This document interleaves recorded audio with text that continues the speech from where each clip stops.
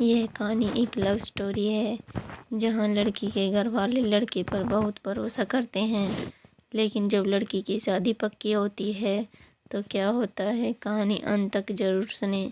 मेरा नाम विजय है। आज आपको मैं अपनी कहानी सुनाने वाला हूँ। मेरे घर के ठीक सामने एक लड़की आई। वो अपने मामा के घर पर आई थी। उसका नाम रिया था। मेरी उम्र करीब 21 साल की है और रिया भी मेरी ही उम्र की है। जब पहली बार देखा तब देखते ही मुझे उससे प्यार हो गया, लेकिन उसने मेरी तरफ कोई ध्यान नहीं दिया। मैं अपने घर के बाहर ही बैठकर उसकी एक झलक का इंतज़ार करने लगा। इस उम्र का प्यार बड़ा सच्चा होता है। रिया से कैसे बात करूं, मैं यही सोचता रहता था। फिर रिया की बातें मेरी छोटी बहन से होने लगी। मुझे अच्छा लगने लगा कि इसी बहाने मैं भी रिया से बातें कर सकूंगा। धीरे धीरे वो हमारे घर आने लगी। मैं भी कभी कभी उसकी तरफ देखकर मुस्कुरा देता था और बदले में उसकी मुस्कुराहट पाकर मुझे इतनी खुशी होती थी। रिया अपने मामा के यहाँ उनके एक रिलेटिव की शादी में आई थी। रिया मेरी बहन के साथ शादी की शॉपिंग करने जाया करती थी। मैं भी उनके साथ रहता था। मेरे लिए अब यह सब एक सपने जैसा ही था।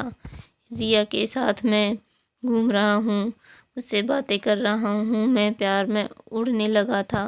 रिया के जिस रिलेटिव की शादी थी वो हमें भी जानते थे। मैं सारा दिन अपनी बहन और रिया के साथ वहीं रहता था। शादी में काम करना, मैनेज करना, यह सब काम करने में लगा। उसकी मम्मी भी अब मुझे पहचानने लगी थी, मुझ पर भरोसा करती थी। मुझ पर इतना भरोसा हो गया था कि रिया को मेरे साथ अकेले ही कुछ भी खरीदने और सामान लेने भी भेज दिया करती थी। उसकी मामी जो हमारे सामने ही रहती थी, वो तो पहले ही मुझे अच्छे से जानती थी। मैं अभी के लिए तो सुबह शाम रिया के साथ ही रहता था। मुझे प्यार हो गया था, सपना देखने लगा था शादी का। मेरे दोस्तों को पता चल गया और वो अब मेरी टांग खींचने लगे, मुझे चिढ़ाने लगे। बोलते थे कि रिया को बता दें। मैं मना करता था। रिया का मुझे पता नहीं था उसके मन में क्या है, लेकिन उसकी आंखों में मुझे मेरे लिए कुछ दिखाई देता था। मैंने अपने दोस्तों की बातों को मान लिया और मैंने उसे प्रपोज करने का सोचा। उनके रिलेटिव की शादी के बाद मैंने उसे प्रपोज करने का सोचा। शादी हो गई। शादी के बाद भी हमारी बातें शुरू रही।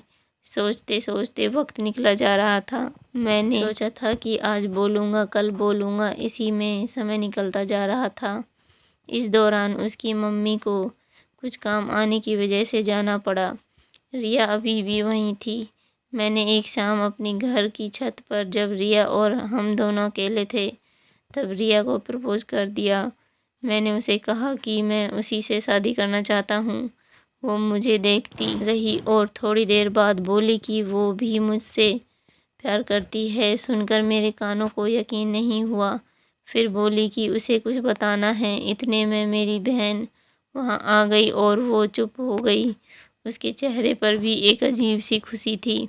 वहाँ से चली गई। उस रात मुझे नींद नहीं आई। मैं अपने और रिया के सपने संजोने लगा।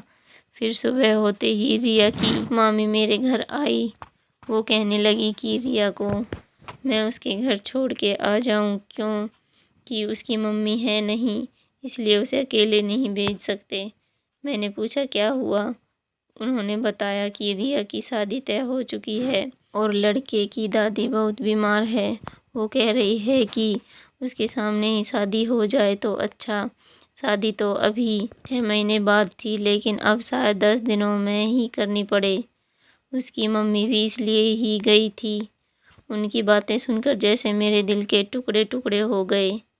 उसका घर हमारे यहाँ से करीब 60 किलोमीटर था। मैं उसे बाइक पर उसके घर छोड़ने वाला था। मैंने भी सोचा कि मैं इतने दिन रुका, एक रात और रुक जाता तो रिया को पता नहीं चलता और ना ही मुझे कि वो मुझसे प्यार करती है। दोपहर को हम लोग जाने वाले थे। इस दौरान मेरे दोस्त को भी पता चल गया था कि वो मुझे कह रहा था कि अगर लड़की की हाँ है तो तू उसे भगा ले। मैं बाइक लेकर तैयार था। वो अपना छोटा सा बैग लेकर आई और पीछे बैठ गई। बाइक में चला रहा था और मेरे मन में कई ख्याल थे। मेरे दोस्त ने जो बोला था वो भी मैं सोच रहा था। उसने जिस तरह से मेरे कंधे पर हाथ रखा था, मुझे पता लग गया था कि उसके दिल में भी शायद यही चल रहा है। लेकिन हम दोनों ही चुप थे। खामोशी हमारी मजबूरियां बयां कर रही थी। उसकी मम्मी और उसकी मामी को मुझ पर इतना विश्वास था कि उन्होंने अकेले ही इसे मेरे साथ भेज दिया। मेरे प्यार पर उनका विश्वास भारी पड़ गया था। मैंने उसे उसके घर छोड़ दिया। बाइक से वो नीचे उतरी। उसकी मम्मी मेरे आते ही मुझे देखकर कहने लगी, चल अंदर चल, धूप में इतना चल कर आया है। खाना खाए बिना उन्होंने मुझे आने नहीं दिया। उसके बाद मैं वहाँ से निकल गया। वहाँ से निकलने के बाद मेरे अंदर एक अजीब सी शांति थी। मुझे बहुत अच्छा लग रहा था। जब कभी कोई हमें अपने दिल में, अपने घर में जगह देता है, तब हमारा फ़र्ज़ होता है उनके विश्वास को ना तोड़ा जाए, वरना कोई किसी पर भरोसा नहीं करेगा। Thanks for watching video.